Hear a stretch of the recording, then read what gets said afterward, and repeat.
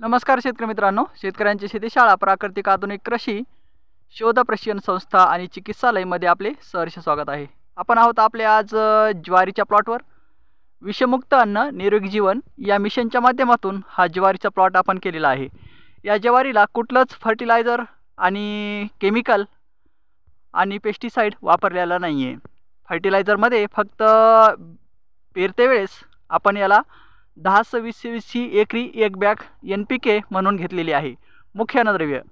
त्यानंतर कुठलंही पेस्टिसाइड किंवा कुठलंही फर्टिलायझर याला वापरलेलं नाही आहे, कुठलंही कीटनाशक वापरलेलं नाही आहे। बघा, एक नंबर आपली ज्वारी आहे आणि असं बहारदार पीक आपल्या शेतामध्ये उभं आहे।